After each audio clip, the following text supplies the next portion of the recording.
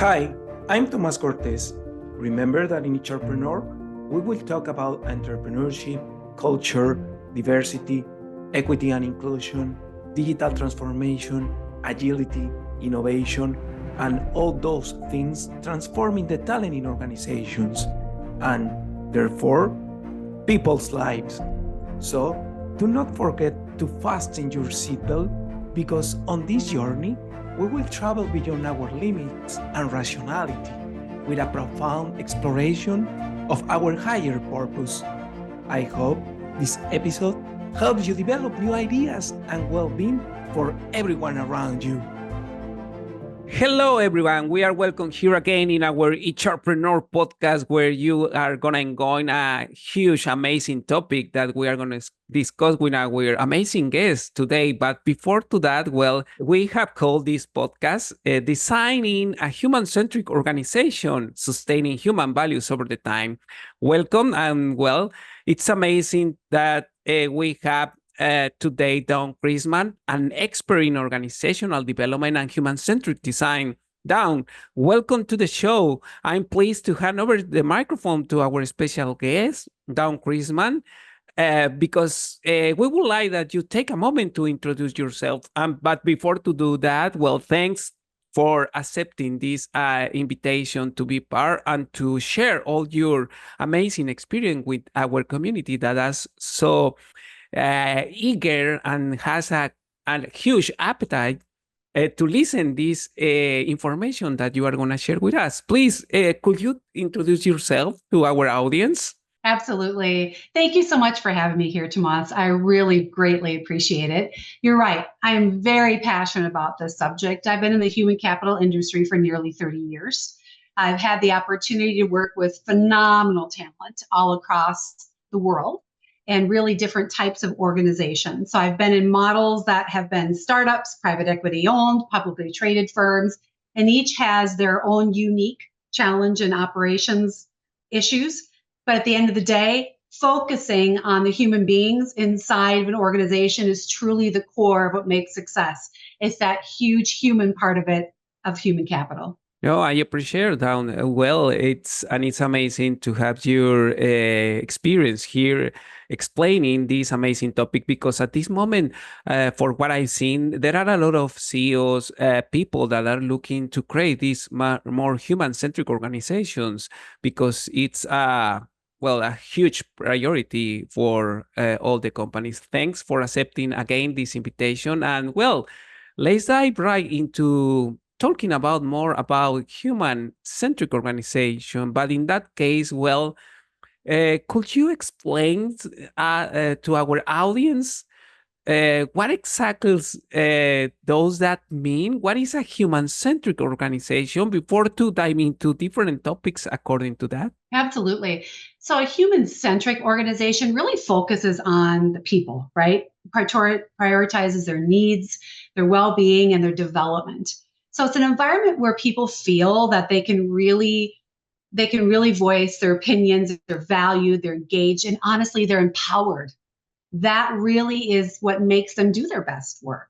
So it involves policies and procedures and practices, of course, but it's also a culture. And that culture supports open communication, trust, and continued learning and development. So very, very core to really having that overall employee being supported. Oh, thanks for explaining that to our audience. But you mentioned policies, but before to go into the another questions, I would like to understand what are the main threats in designing in a human-centric organization to only focus in policies or processes against to the humans that are part, or the not only the bodies, because there are some companies that say, oh, we have bodies here, but what about the human beings? What are that combination between launching a good policies that align with the people and inside of the organizations? I tell everyone that we are in the human capital industry, and the number one thing that you hear when you say that phrase is human. So you have to think about the people. So yes, you're right. Having policies and processes are core, but they really have to be people first principles. You can have the vision, you can have the values, you have to ensure that you communicate that to everyone, but you have to lean into the people side. So if your leadership isn't committed to utilizing that and following that, you're not going to have the right behaviors that are needed in order to help them grow and lead and develop as leaders, but also grow and lead and develop people within the organization as new leaders. So you need to design a system and a process that supports the overall well-being of the individual. So flex work environments and engagements, benefits, health benefits, well-being benefits, opportunities for professional development, learning and development and advancement, creating that inclusive culture where diverse voices are heard is so critical, and it's respected and it's essential inside of an organization. A diverse team is a stronger team, and having that as part of that overall people-centric approach is key. Oh, thanks. Amazing. And concerning to that, Dawn, when I consult some people here that, as I mentioned at the beginning of this podcast, that they have a huge appetite to implement a human-centric organization, but they are so fear to implement this flexible approach in the organization. What are the key elements to consider when design a human-centric organization from the scratch? Because in Mexico, I have seen so many CEOs or leaders that they say, well, I would love to implement flexible benefits for these people, but I have some fear because we are not gonna show the productivity that they show into the on-site organization. Could you introduce about what key elements they need to consider to design this human-centric organization from the scratch? Sure. So an example of an organization that could be a good sample would be Patagonia. So they have a commitment to environmental and social responsibility in their business model. And that extends on how they treat their people and their employees. So they offer on-site childcare, flex working schedules. They encourage people to have work-life balance. It supports their employees and aligns with their overall mission and values as a business. So if an organization actually takes a step back and says, okay, as an organization, what are our values? What's our responsibility for the world that we live in or our local marketplace, and aligns to that? What people need to remember is that employees not only carry the brand of the organization inside, they carry it outside, right? So if they can align to the things that are important to employees inside the organization, outside the organization, their families and their communities, it makes it much easier to build that human-centric organization because they really are aligned to what their people think and what are important to their people. Oh, got it. You mentioned something in these answers that I came across and showed to me a huge impact during my life in different companies. You mentioned the values, but how we can promote that people lives these values, especially when we have a huge organization that has operations in Asia, or in Latam or in North America. How you really ensure that people lives those values when we are creating the human-centric organization, although we have a diverse talent across the world? That's, I think, probably one of the biggest gifts in my career that I've been given. And it's been because I've taken the time to listen. I think that's what people forget. Businesses get busy and they have all types of things to take care of inside their business, and they forget to talk to their people and listen to their people and ask their opinions. Because the folks that might be out in the field or might be on the phone all day with people that are outside of the business, they're going to be hearing things that you won't from inside the organization. So really to listen to all the different things that people have to say, no matter where they are in the world, and then looking at and gathering that information and how that can benefit your business overall. People have a voice. Everyone deserves a seat at the table. And it's really the opportunity to listen to folks and what they have to say that brings the value in. So many times there's phenomenal talent inside your organization and you just don't know it because you just haven't asked. And sometimes folks don't feel comfortable maybe talking or saying something. So you might have to think about how you approach folks and how you ask the questions in what types of environments. Some people don't feel comfortable in large groups. They really need a one-on-one, but the things that you're going to learn about people when you have those conversations and you start listening to your employees are going to really make it much easier to build that foundation. Oh, got it. And another question that it's interesting for me because I want to ask you because I know that a colleague asked me for these questions and I have my own opinion, but I really want to consult to you in this podcast because they say, yeah, well, because I know that maybe it could help them in the future to design the human-centric organization. But what about to design the human-centric organization? We need to design it from the top to down or from the down to top. What would be the best approach to design a human-centric organization? Because I know for the past, in the past management theories, they say, well, you need to flow down from the top to down, but I have heard other opinions around that. What is your opinion about designing this human-centric organization?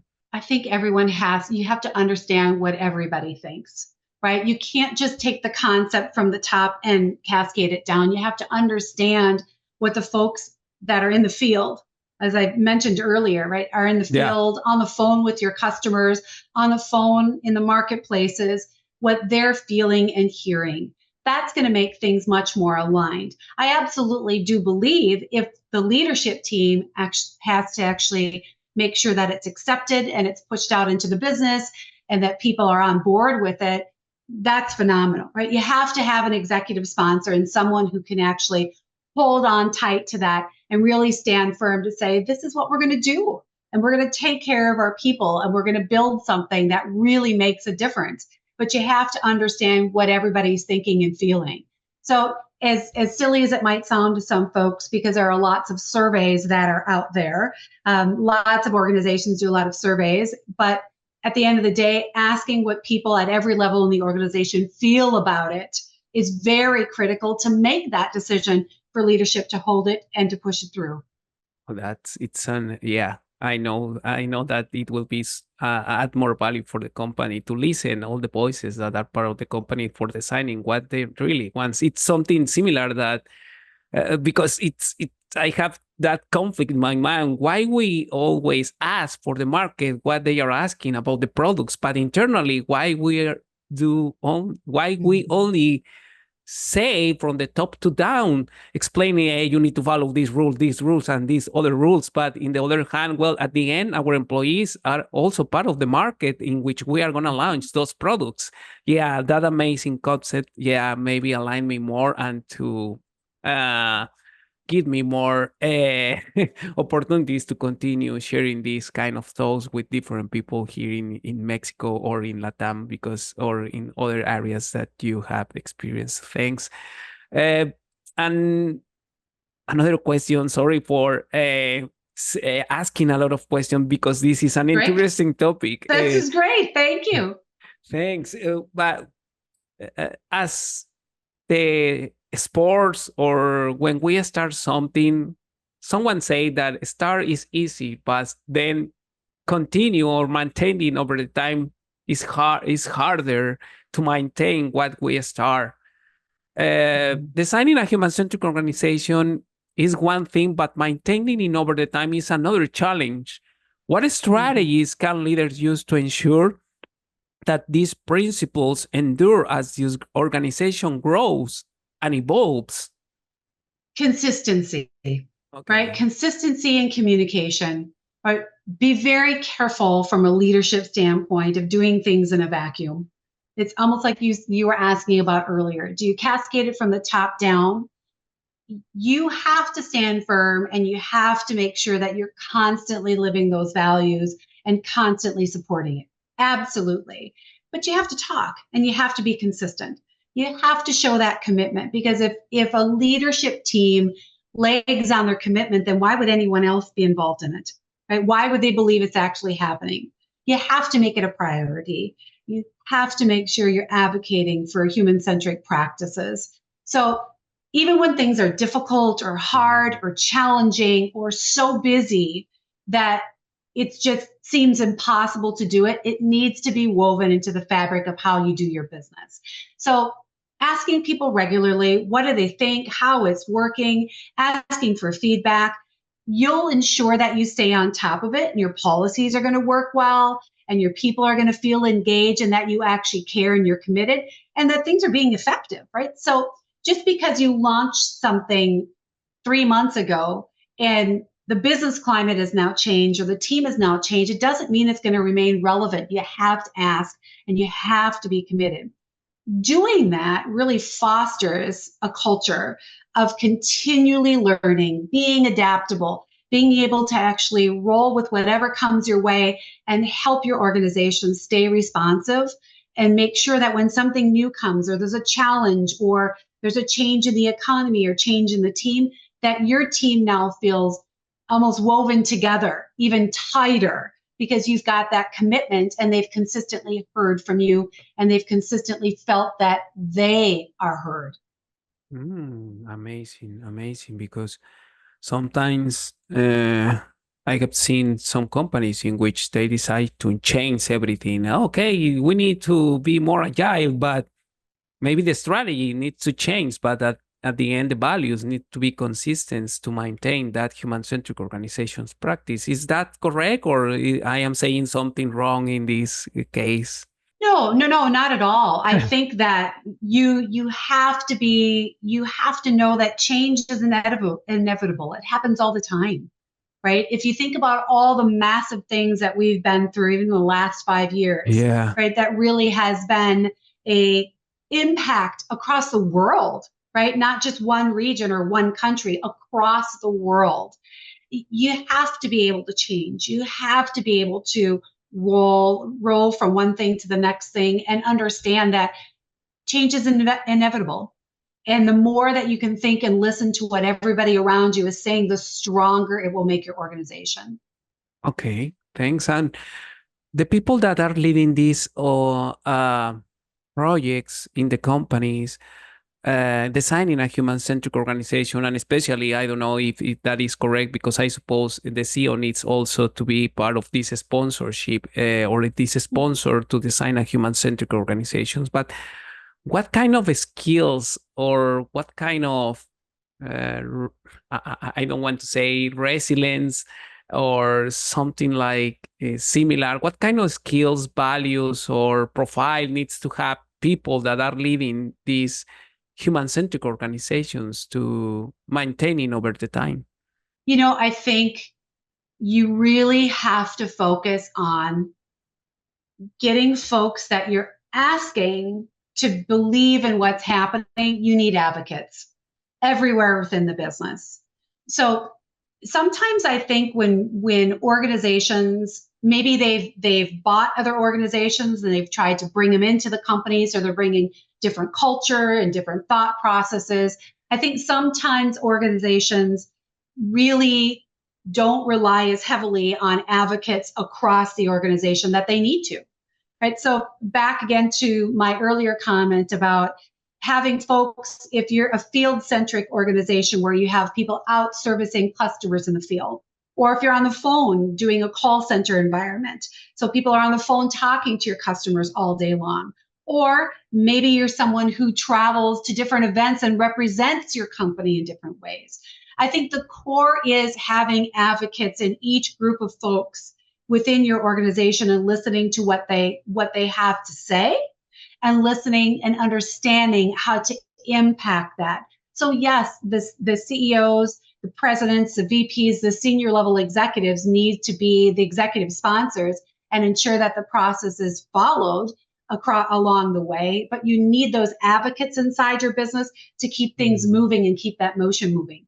Because the other thing that people forget about human-centric organizations and building that, they're concerned about everybody inside and taking good care of them. that's a human-centric organization. But they also need to realize and remember how much that impacts their organization's brand and their marketing out in the outplace environment. So I think from a standpoint of having people be those advocates, they can be advocates inside and outside and keep that momentum moving forward. Oh, got it. Perfect. And once we design a human-centric organization processes,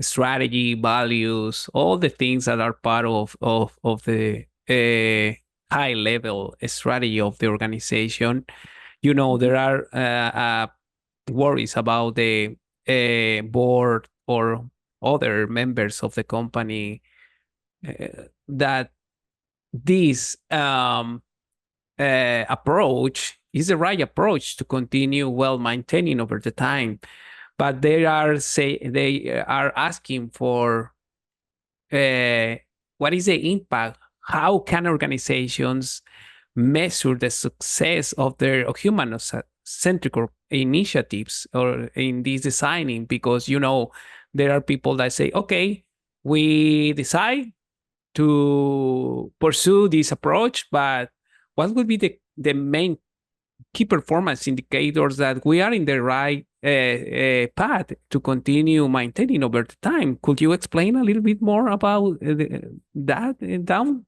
Absolutely. And I think that's part when you're building that strategy to be a human-centric organization, you can't forget about the metrics and the way that you're going to make sure that it's successful, right? It's an easy way to help people within your teams. And that could be exactly what you said. It could be your board, it could be your executive leadership team, but it's also folks that are inside the business that you're telling, we really have this commitment, we're building it. Metrics is a very simple, easy way to show that and show that example. So when you're building it, you have to build metrics into that. So there's several things to consider. We talked a minute ago about satisfaction surveys and engagement scores, right? Employee engagement scores.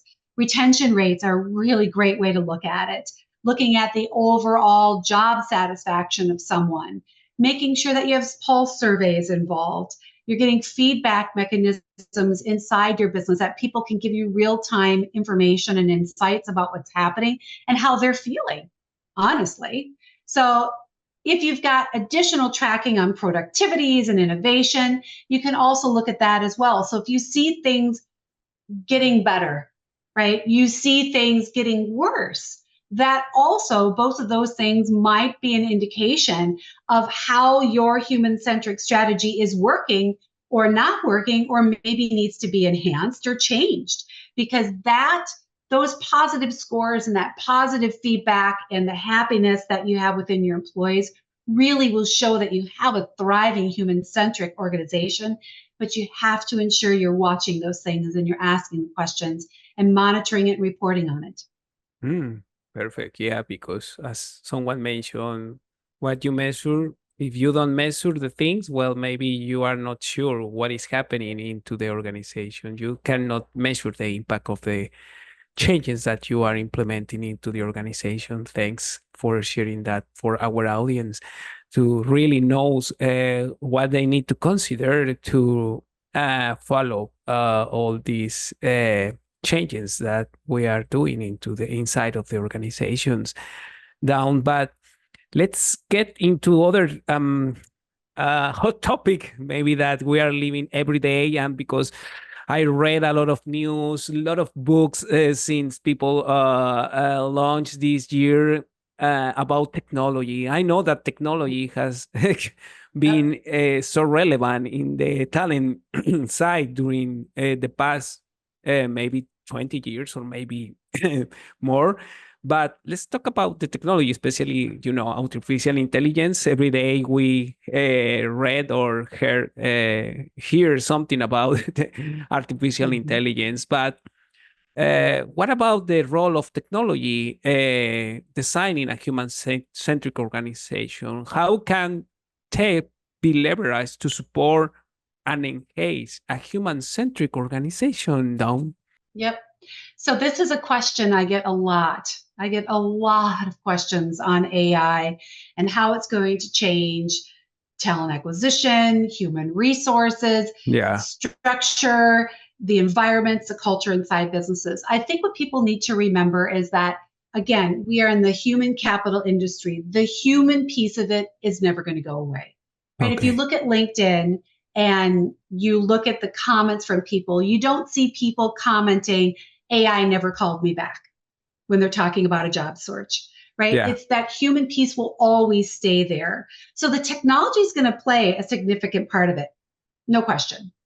It provides tools to facilitate communications and reporting and collaboration. It offers flexibility, right? We've got the true way to harness talent all over the world is because you don't have to be in the same room with each other, right? And that all, you need technology to do that. And that really is a core piece of building that human-centric organization, weaving it all together. So platforms like Slack, Microsoft Teams, it can keep everybody connected in those work environments and those remote working environments and show them that you can weave people together without being face to face. But the HR tech solutions can streamline processes as well. So it can help performance reviews and onboarding, continuous feedback, all those kinds of things that people need to actually grow and develop and make them more efficient and effective as contributors inside your business, but also that personal professional development that everybody so much wants with inside their business. If you're going to spend time working, you want to also be feeling like you're being supported and developed. So making sure that no matter what technology we use enhances the situation and the partnerships that we have, but does not replace the human elements, really is going to be key as you're weaving those pieces that are critical, and you need to have that inside your human structure, your human-centric structure, but it doesn't replace the human beings. Oh, yeah, because there are a lot of fear. Maybe, well, countries are in a different maturity model from the adoption of the artificial intelligence or the technology in different countries. Like, well, we are based in Mexico. We have heard, I know that we are maybe some steps behind in that United States or other countries like China, well, in the implementation of artificial intelligence. But in that case, that doesn't mean that there are some fears that technology could take over the jobs of people right now. What would be your recommendation before to moving forward in these human-centric goals? But what would be your recommendation for the people that it's fearing about artificial intelligence?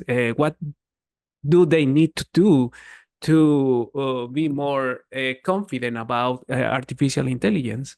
I think understand how it complements your business and it complements your processes, doesn't necessarily take over all of it.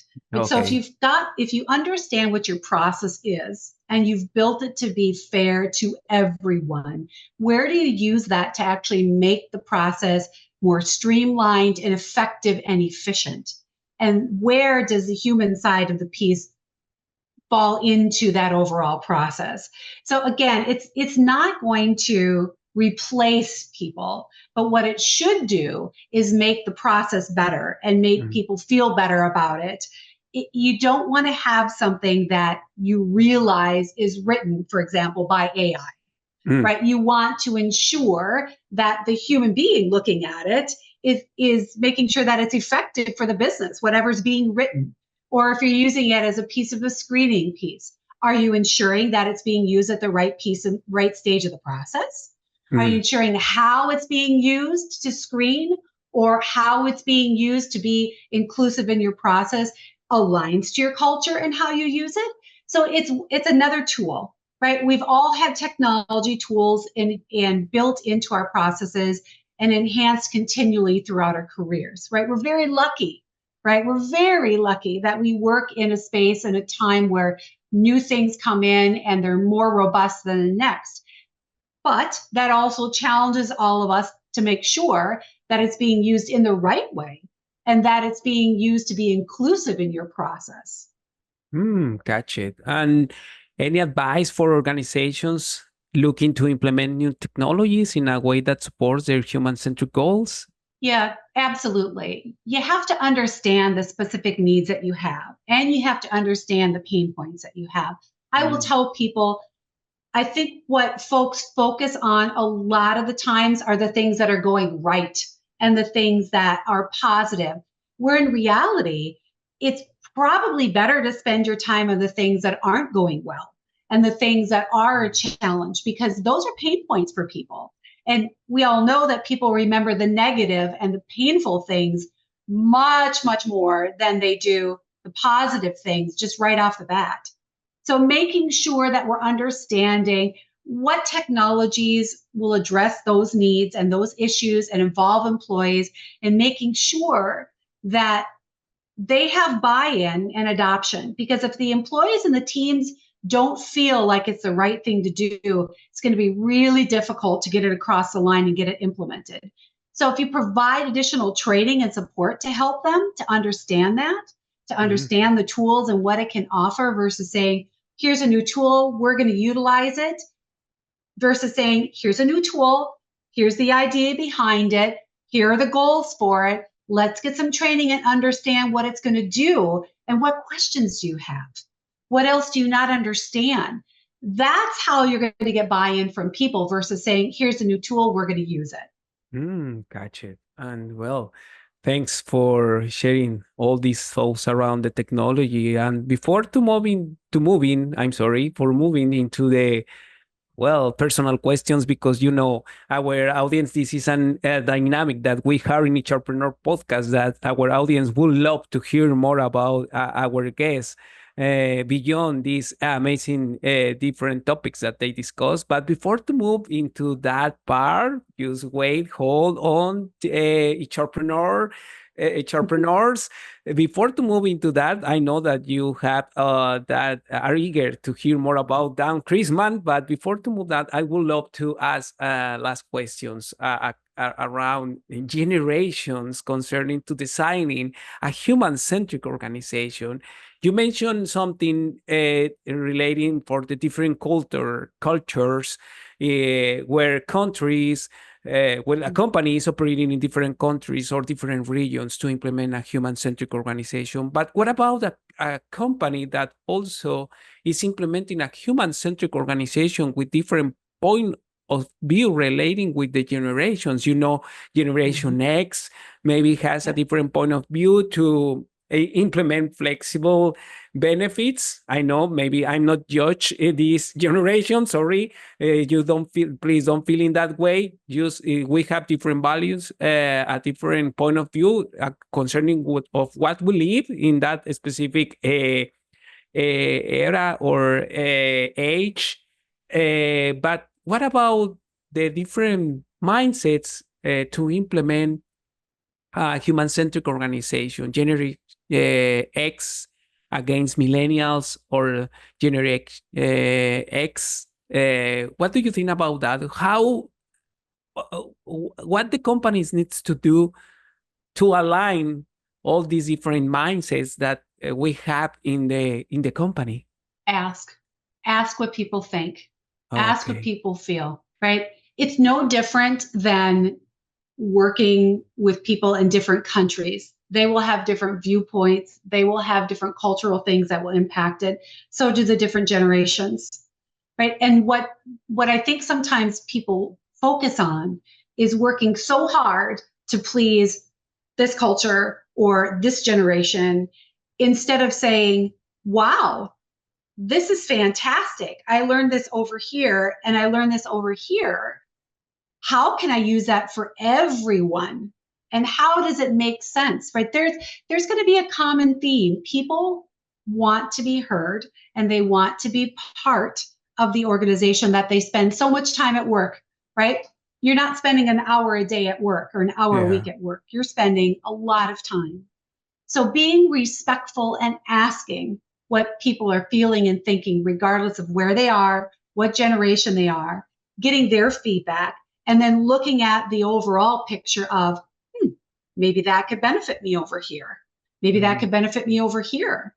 And looking at how that builds strength versus thinking I have to have 20 different ways of thinking about things or 20 different approaches, and sometimes even partnering people from different places and different ways of thinking makes them and spurs them on to think differently and helps them grow and develop. So I think, again, it's ask people what their thoughts are, what they think is important. And I really truly believe that you'd be surprised at a lot of the commonalities and the things that are important to people.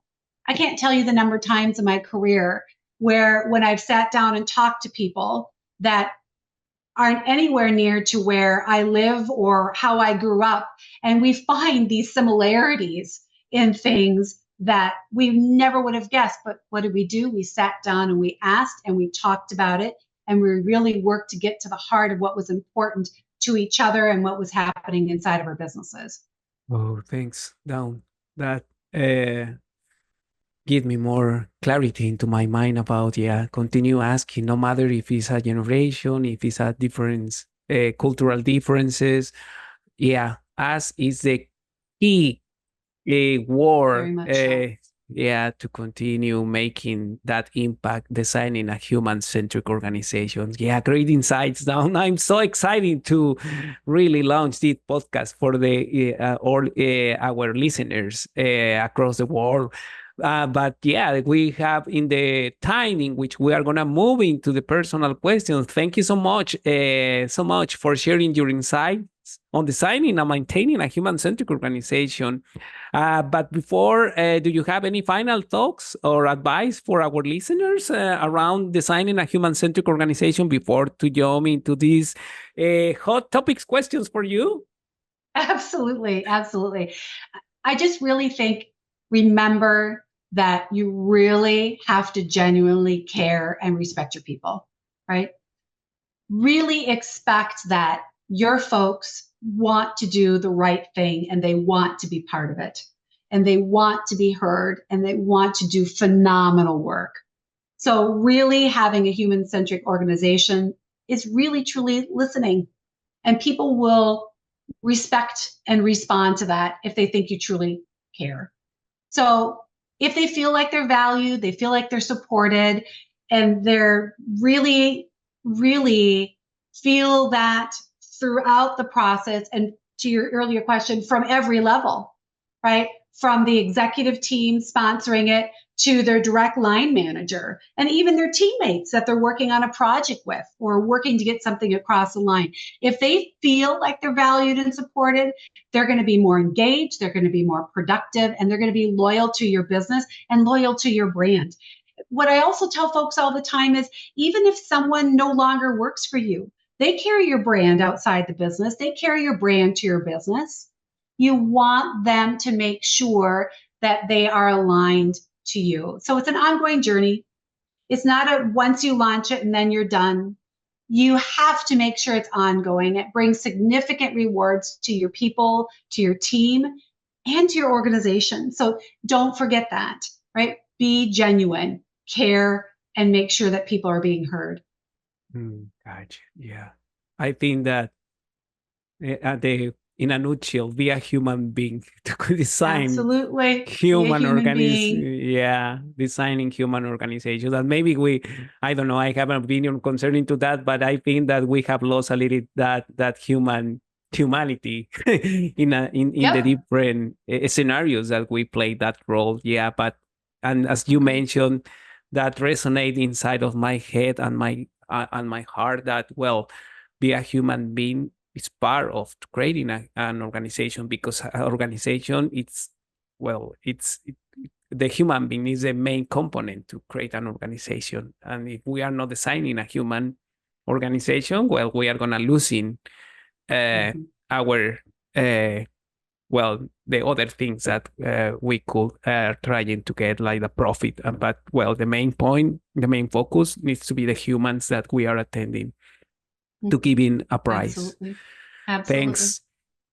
Thanks, Dawn, for sharing this amazing topic and hot topic that maybe a lot of different people are asking about, because I have heard that CEOs, but also individual contributors, well, are looking for this purpose beyond just to do the day-to-day job inside of the organizations. Okay, well, let's jump into these other things that are part of our dynamic in HRpreneur, because as you know, HRpreneur is this combination that HR, but we love the entrepreneurship field also. And I would love to ask you in that way, how do you live entrepreneurship in your field of expertise, Dawn? By honestly, constantly working to understand the talent around me and the people around me. I might be considered an expert in a particular area, but that doesn't mean that I stop learning. So I really am intrigued and I love to understand what other people think and how it impacts a particular topic or a subject that we're working on too. Different people with different interests and ideas really contribute to the constant evolution of a project. So it is that never-ending desire and thirst for knowledge and interest in different ways of doing things that really is kind of the core foundation. Thanks, Dawn.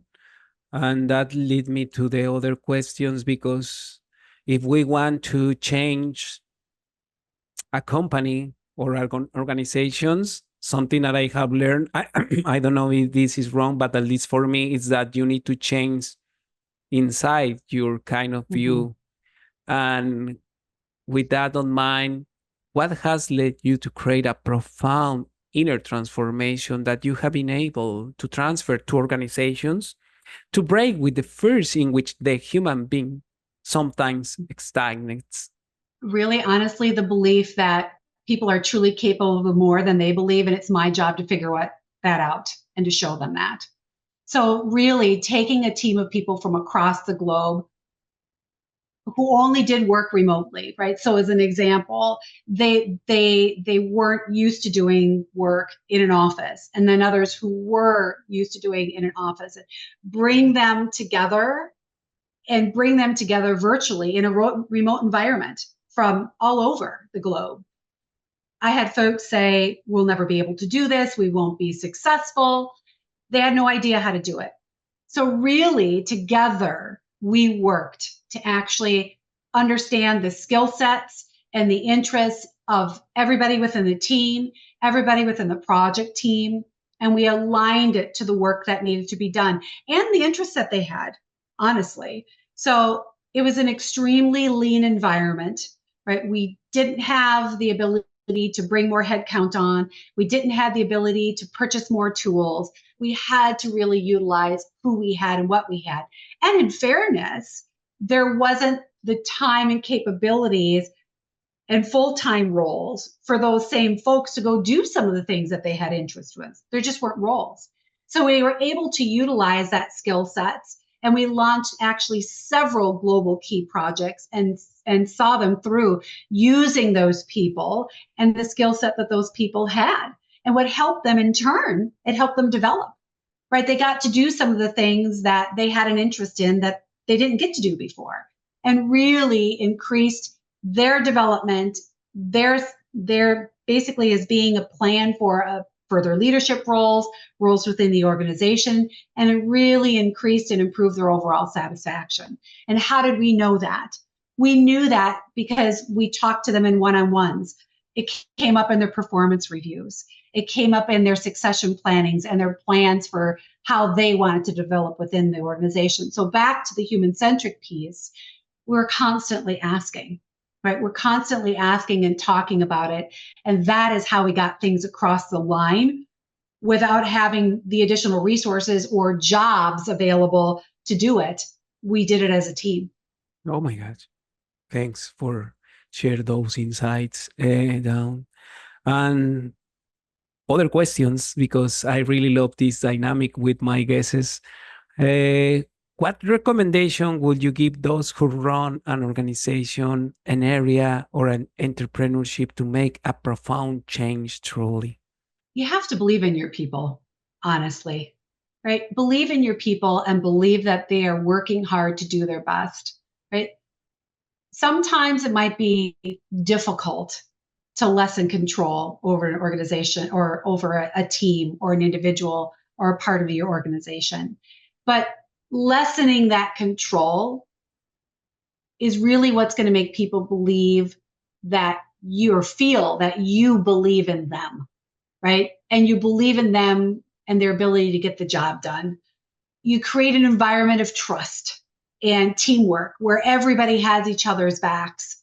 So I think when you hear about people micromanaging, or you hear about leaders not knowing how to take their organization to the next level, it's really rooted in fear, right? Yeah. Because they're thinking that if they let go, that something's not going to get done, or it's not going to it's not going to happen. And in reality, that's when the best comes out of your people, because they really feel like somebody believes in them and that they've got it and they can do it. And that's when the incredible things happen and incredible work gets done. Yeah. It's to take the risk to open the door that maybe we knock the door, but say, well, I need to open, or no, I fear to open. What is beyond that door? But at the end, well, there is nothing beyond that door. It's only our fear that hold to not to open that amazing door that will bring amazing things for our people. Thanks. Yeah, amazing. Well, but at the end, well, life is full of challenges, and I have shared a couple of them, audience, with my amazing friend, Dawn Christman, and she has helped me a lot of with all that experience to really take that risk to change the life. But in that case, Dawn, what has been your biggest challenge, and what learning did you take from that? For me personally, yeah, I really have always been that person that has rolled up my sleeves. I'm not afraid to get in the weeds. I love to lead. I love to develop. I love to work globally. I love all of it, right? But I think for me, the challenge has been thinking that everybody can do what I do. Okay. And that they really, truly can't do what I do. And the next person can't do what you can do. And the next person can't do what the person next to them can do. We all bring value of a different type. And that can be how we do things, how we think about things, the culture we're from, wherever, right? So I think that piece has always driven me for the curiosity of what's next, what's the next thing. And really understanding that there's always more things to learn. There's more people to meet. There's more challenges. There's more things that you can use and learn to utilize and drive you through to success. So really understanding that people want to learn from you, but in turn, you should be learning from them too, right? There really is that nonstop curiosity that really has been at the core, right? At the core, and really figuring out how to harness that to actually take your business and yourself as an individual to the next level. Thanks, Dawn, for sharing that. And continuing that way, this had helped you to maybe apply in these other situations that you have lived. But what is the best advice you got to break the status quo, and what impact did it have on your life? I think it is kind of what we mentioned a little bit earlier about stopping thinking about what everybody can do the same thing, right? I've worked with talent across the globe. I've been very, very lucky to do that. Some of the best people. And I think them not understanding how they could be successful in a global remote working environment with all different ways of thinking and viewpoints and doing things was really, again, a gift. And building things off of, you want to do things just the same way all the time because it's safe, right? Or you want to do things just the same way all the time because it's consistent. You have to be thinking about how do I understand those pieces and what's around me, and removing all the barriers, right? When you stop thinking about where people live and where they come from, you always respect that. Always respect that. But when you stop thinking about that and really thinking about the whole globe, it removes all the barriers, right? It removes the barriers to working together and thinking differently and doing things differently. And again, back to the point of, you have to stop thinking that everybody else can do the same thing that you're doing, and that they're stopping thinking about that about you as well, and bringing it all together, right? And thinking about how you complement each other and how you support each other, regardless of where you're at. That really is that never-ending curiosity, and bringing the teams together is really what's so critical, and brings those lifelong partners and even lifelong friendships that you maybe didn't even think about before. Gotcha. Thanks, Dawn, for sharing that advice that you got during your time and share with our audience. And last question concerning to this part of hot questions for our guests. What do you think is your mission to grow organizations through a talent strategy? In this case, with D&I, but also with D&I focusing into the designing a human-centric organization. Yeah, I'm really lucky, again, that throughout my career, DE&I has been a constant theme, and I really was introduced it very early in my career. So I really do lead with everybody deserves a seat at the table, right? So a diverse team really is a much stronger team. And that is diverse in all different ways, from all different ways of thinking and different ways of approaching.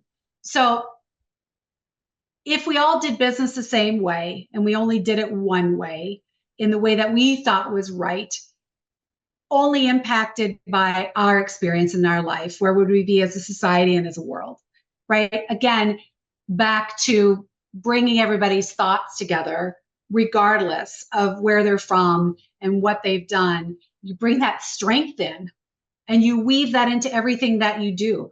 Progress is driven by doing things differently, by thinking differently.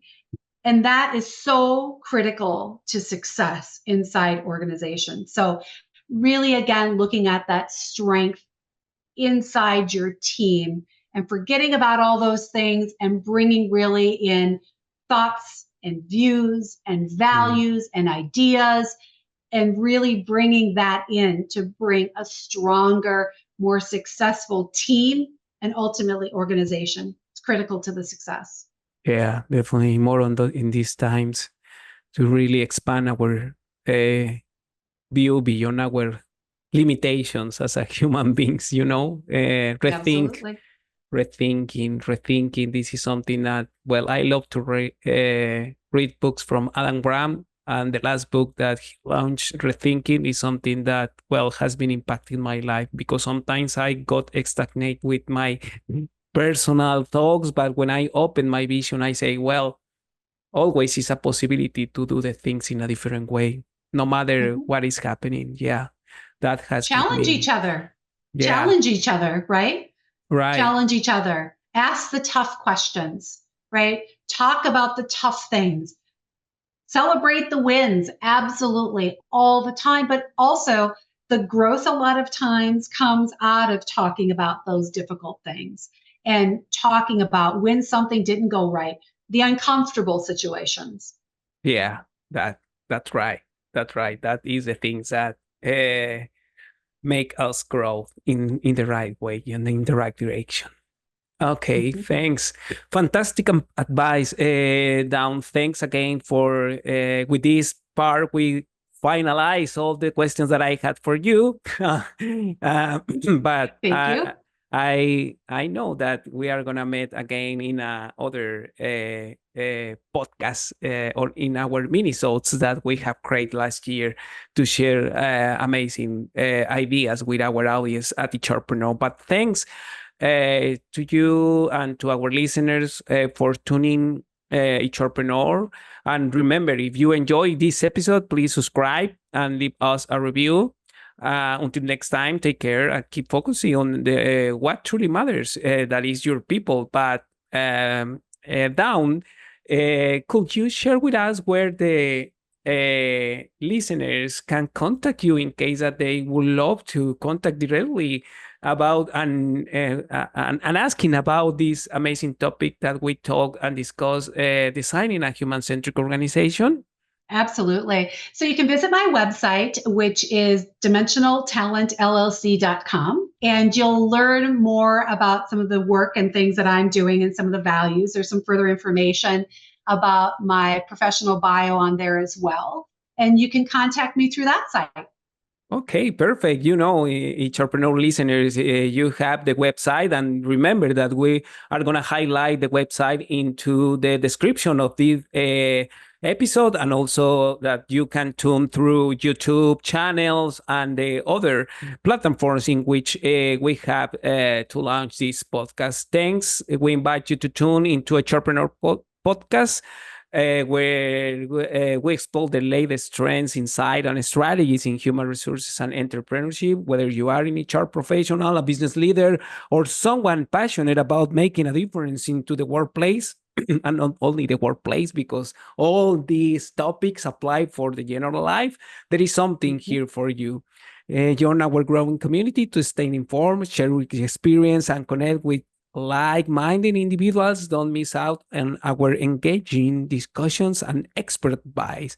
Subscribe to the HRpreneur podcast today and be part of this conversation. Thanks again for Dawn Christman, who shared these amazing ideas with us. And well, stay tuned and wait for more of Dawn Christman in future episodes or minisodes in HRpreneur podcast. Thanks, Dawn, for joining with us, and I appreciate your time, your insights, and all you have shared with us. I don't know if you like to say something more to our audience before to sign off this amazing episode.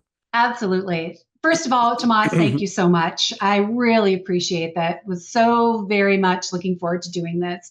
And you know me obviously well enough that I have such a passion for this area. So if there are folks that have questions for me, please, by all means, reach out. But I would encourage you, as you move forward, ask questions, right? Ask questions, engage with people. Really remember that we are in the human capital industry, building human-centric organizations. And the word you have to remember in that is human. So if you think and lean into that, you'll be very successful. So thank you so much, Tomás. I greatly appreciate it and look forward to visiting with people soon. No, yeah, definitely. And well, thanks, Dawn, again for all this you shared with us. And well, we are going to see you soon in future minisodes or episodes to share more ideas with our audience. Thanks, HRpreneur listeners. Well, we appreciate your time and speak soon.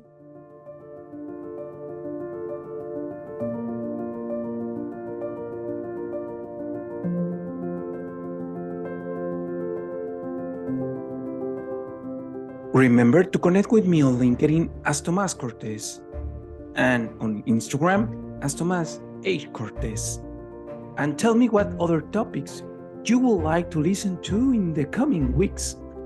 We wish that HRpreneur becomes a community where you can learn how to create a human-centric vision and at the same time break the status quo.